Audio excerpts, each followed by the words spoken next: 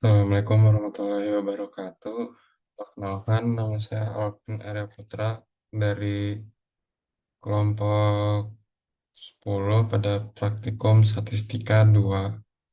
Hari ini saya akan mengerjakan tugas mingguan, yaitu pada shift 2, modul 2, yaitu pengujian hipotesis. Di sini ada 6 soal. Ya, soal pertama yaitu jelaskan apa yang dimaksud dengan uji hipotesis secara sederhana. Saya sudah menjawabnya di poin seperti ini. Nah, uji hipotesis adalah metode statistik yang digunakan untuk menentukan apakah ada cukup bukti dalam data untuk mendukung atau menolak suatu klaim hipotesis tentang suatu populasi. Secara sederhana, ini adalah cara untuk menguji apakah asumsi atau dugaan kita tentang suatu hal kemungkinan benar atau tidak berdasarkan data yang kita miliki. Itu untuk nomor satu. Lalu untuk nomor dua itu jelaskan perbedaan antara hipotesis nol dan hipotesis alternatif. Kalau hipotesis nol itu didefinisikan adalah pernyataan default atau klaim awal yang menyatakan tidak ada efek atau tidak ada perbedaan atau tidak ada hubungan antara variabel yang sedang diteliti. Tujuan dari hipotesis nol yaitu hipotesis nol biasanya dirumuskan untuk diuji atau ditolak. Kita berusaha mencari bukti statistik untuk menolak H0. Contohnya yaitu rata-rata nilai ujian siswa di sekolah ini adalah 75. Lalu untuk hipotesis alternatif atau HA itu didefinisikan sebagai hipotesis adalah pernyataan yang menyatakan adanya efek, perbedaan atau hubungan antara variabel yang sedang diteliti. Ini adalah klaim yang ingin kita buktikan. Tujuan hipotesis ini yaitu alternatif dirumuskan sebagai alternatif dari H0 jika kita menolak H0. Lalu kita menerima HA. Contohnya yaitu rata-rata nilai ujian siswa di sekolah ini lebih dari 75. Nah, lalu ada soal nomor 3. Untuk nomor 3 sendiri itu ya yang pertama itu menentukan hipotesis, yaitu buat hipotesis nol H0 pernyataan bahwa tidak ada perbedaan atau pengaruh. Buat hipotesis alternatif, yaitu bahwa pernyataan bahwa ada perbedaan atau pengaruh. Contohnya, H0-nya itu rata-rata tinggi badan pria dan wanita sama. Nah, lalu eh, H1-nya itu untuk ada perbedaan atau pengaruh, yaitu rata-rata tinggi badan pria dan wanita itu berbeda. Lalu yang kedua itu menentukan tingkat signifikansi atau alfa. Yaitu tingkat signifikansi adalah batas probabilitas untuk menolak H0. Bisa digunakan alfa sama dengan 0,05 atau 5%. Yang berarti kita menerima risiko 5% untuk salah menolak H0. Yang ketiga, memilih uji statistik yang sesuai. Yaitu pemilihan uji statistik tergantung pada jenis data dan tujuan pengujian. Contohnya, uji T itu untuk membandingkan rata-rata dua kelompok. Sementara uji Z itu untuk sampel besar dengan varians diketahui. Lalu uji chi-square yaitu untuk data kategori. Nomor 4 itu kita mengumpulkan dan menganalisis data, yaitu ambil sampel yang representatif dan dari populasi, yaitu melakukan perhitungan statistik sesuai metode yang dipilih.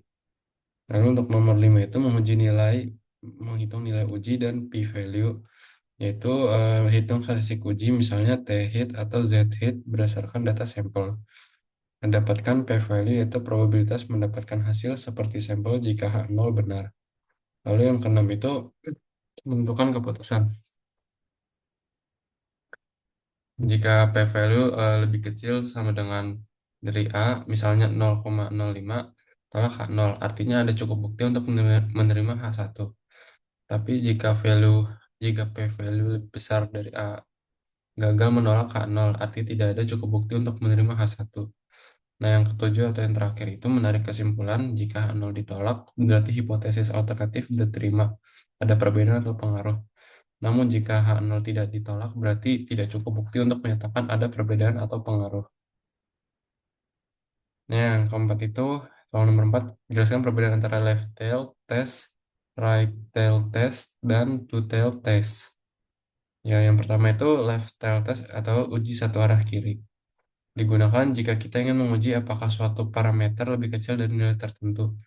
Hipotesisnya adalah bila H0 itu yang ini lebih besar sama dengan dari ini, itu tidak lebih kecil. Tapi jika H1 eh, lebih kecil, itu lebih kecil, yaitu daerah penolakan H0 berada di sisi kiri dari distribusi.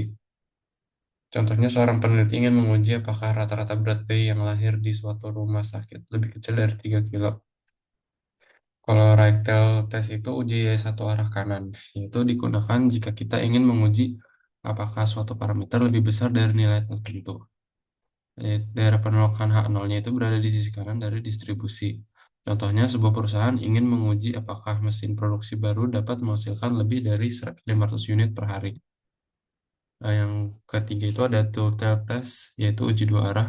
Digunakan jika kita ingin menguji apakah suatu parameter berbeda secara signifikan, bisa lebih besar atau lebih kecil. Yaitu daerah penolakan H0 berada di dua sisi distribusi, baik kiri maupun kanan. Contohnya, seorang peneliti ingin menguji apakah rata-rata tinggi siswa di suatu sekolah berbeda dari 160 cm, bisa lebih tinggi atau lebih rendah.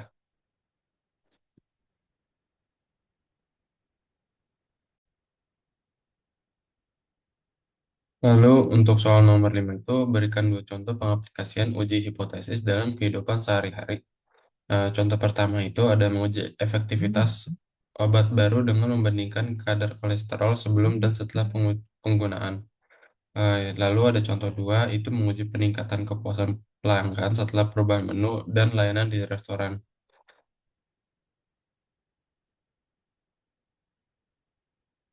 Nah, lalu kelima soal sudah saya jawab. Nah, untuk soal terakhir nomor 6 itu, saya akan menjawabnya pada software yang satu-satunya software yang dipakai pada tugas mingguan, yaitu RStudio. Soalnya yaitu sebuah perusahaan es krim mengklaim bahwa rata-rata kadar gula dalam satu porsi es krimnya tidak melebihi 20 gram. Berdasarkan sampel ukuran 50 porsi es krim, diperoleh rata-rata aktual kadar gula sebesar 21,5 gram. Dengan standar deviasi 1,5 gram, hitung probabilitas terjadinya kesalahan tipe 2 pada tingkat signifikansi 0,05. Untuk menjawabnya, saya akan membuka RStudio.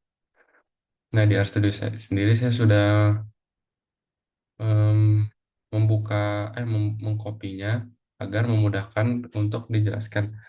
Yang saya pakai pada RStudio itu yaitu Writer.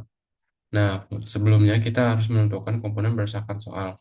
Untuk N3 sendiri itu adalah 50, yaitu sampel ukuran 50 porsi es krim. Lalu untuk M3-nya itu 20. 20 itu bahwa dalam satu porsi es krim tidak melebihi 20 gram. Lalu X-bar-nya itu 21,5. Dan rata-rata aktual kadar gulanya itu sebesar 2,21,5 gram, itu X bar 3. Untuk sigmanya sendiri itu adalah standar deviasinya, ya sebesar 1,5 gram. Nah, lalu untuk alfanya sendiri itu 0,05, seperti yang tadi sudah dijelaskan. 0,05 itu pada ini tuh selalu untuk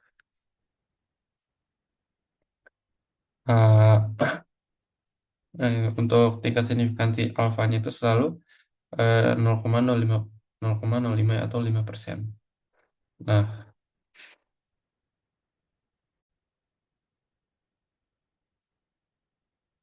Nah, untuk mengetahui hasil dari soal itu, saya akan merun semuanya. Pertama, dari langsung saja semuanya seperti ini. Nah, pada mencari nilai kritisnya alfa 0,5 itu 1,644 854. Nah, lalu untuk menghitung batas kritis rata-rata sampel menerima H0 itu yaitu 20,34, yaitu eh, 20 ini itu seperti tidak melebihi dari 21,5. Pada bisa kita lihat pada tutorial itu, bila 20 itu eh, bahwa nih. Jadi berat rata-rata aktualnya itu 21,5. Nah, sementara hasil yang kita dapat itu 20, sekian. Nah, lalu bisa kita hitung lagi selanjutnya itu ada kesalahan tipe 2-nya dari hasil 20,3843. Nah, untuk hasilnya itu ada 2,87. 2,87 itu adalah hasil seperti ini, yaitu 2,87%. Nah, bila hasilnya itu eh, 2,8 sekian itu, berarti itu kita tuh gagal dalam em, apa sih namanya? Hitung probabilitasnya itu kita gagal dalam menghitung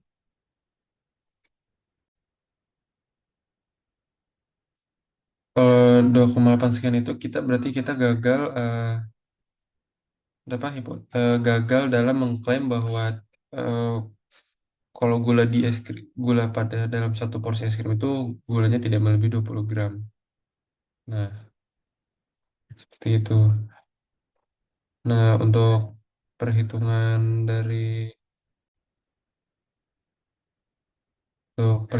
dari R studi itu sudah selesai, maka kita gagal dalam mengklaim bahwa gula dalam es krim itu tidak melebihi 20 gram. Nah, dan juga untuk soal nomor 1 sampai 5 sudah saya jawab pada jawaban di sini, dan STD sudah dijawab juga.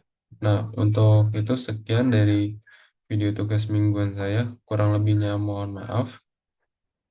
Saya sudah selesaikan dulu. Wassalamualaikum warahmatullahi wabarakatuh.